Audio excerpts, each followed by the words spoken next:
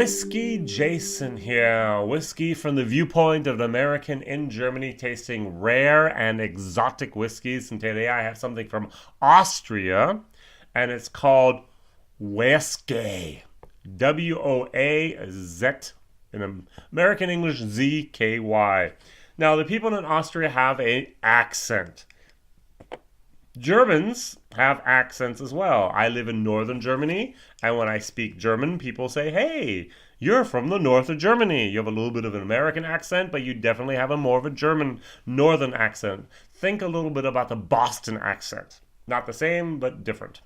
Now, the people in Austria have a very thick accent, just like the people down in Bavaria do. Think Louisiana, Cajun.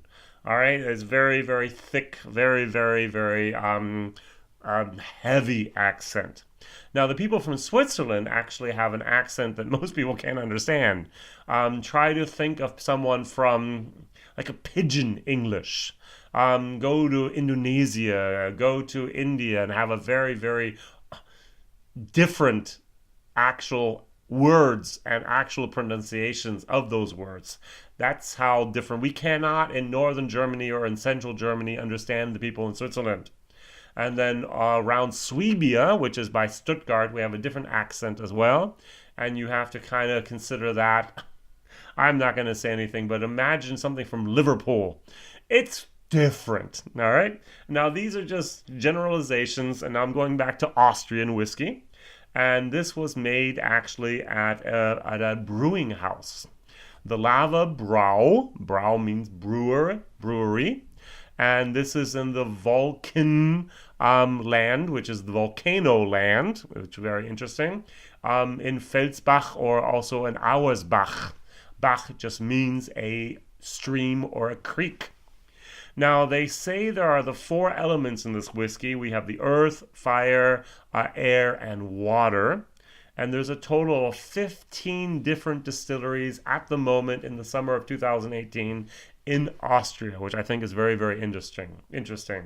Now, this is made from organic corn, 75%, as well as malted barley, 25%. It's bottled at 40.8%. It's at least 3 years old, as the European regulations designate. And the first batch was actually produced in 2011. Very, very interesting that before this, there was a whiskey called Brisky. They seem to be playing with words here at this Lava Bräu. And instead of whiskey, they named it Brisky because it was not 3 years old. It was not 40%. And therefore, according to the European Union regulations, it was not considered a true whiskey. Now, a couple of years later, they actually changed it so that it was 3 years old and that it was 40 point something percent. And they were able to sell it as a whiskey. Now, this is actually more of a whiskey take as a bourbon take. They're trying to imitate the similar conditions of a good bourbon in America. Now, unfortunately, bourbons almost always have three grains. They have the 51% corn minimum, let's say 70% corn. Then they put maybe 10% rye, and then they put another 10 or whatever percent here from the malted barley. But it's mainly those three things. If you have a Weller, you replace the rye with the wheat, get it smooth and mellow, and the rye gives a little bit of an edge, and that's why maybe Wild Turkey always has that interesting flavor profile. Now this just uses 2 grains instead of 3, but that's all right. So let's try this.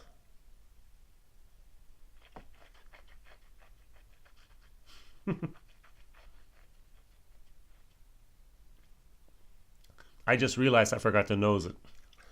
Wow. This is such an interesting whiskey. It starts off down here. It's a little weak. It's a little watery. There's a little bit of grain, a little bit of alcohol, but then it automatically, after like 4 seconds in your mouth, it turns literally into a bourbon. You have the cotton candy.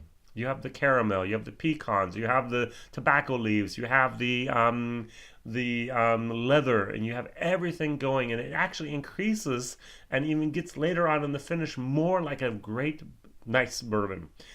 not a great bourbon, like a 4-year-old bourbon that you would just like to drink. That's not that bad. Very, very nice. But why does it start out here and goes, wee? I'm used to maybe an Irish whiskey going, great nose, great in the mouth, but wait, what's going on with the barrels at the end? Whoops. And this does the opposite. It's like, what happened? Where's the bourbon? And where's the... oh, wait, there it is. And it's really, really unique. I've never, ever had anything like this before that has actually captured the taste of a good American whiskey. I'm going to use that term instead of a bourbon. A good American whiskey, which it's not. It's actually trying to imitate and pretend it's a nice little bourbon from Austria, of all places. Not Australia, Austria. You know, a place where Arnold Schwarzenegger comes from? That's where this comes from. And even on the nose, it's not, it's a young bourbon. Yeah, it smells like something that's going to be, oh, really? Oh, it hasn't spent enough time in the cask. Come on, people, give it a couple more years. It's going to be nice. It will be, I promise, but just don't rush it. And it seemed like they picked the fruit of this whiskey a little too early. Imagine this not being 3+ years, but maybe 6 years. Imagine it's like a Jim Beam Black Label Extra Age. Back when I had a 6 on it, back when it was 6 years old. This is what we're getting at, basically.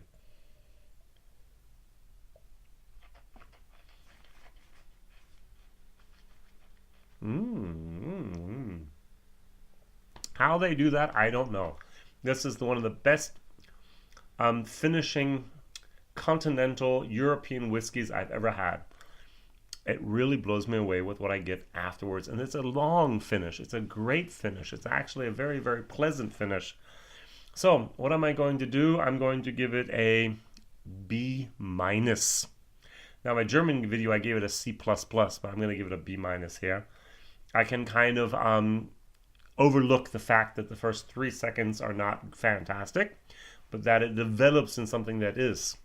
I've had this scotch before. You put it, you taste it, and it's like, well, oh! And it's the same thing here with this whiskey. That's, nice.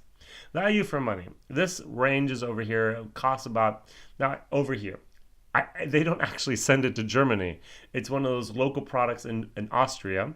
In Austria, it costs 51 euros for a half-liter bottle. So we're talking about $120 for a liter.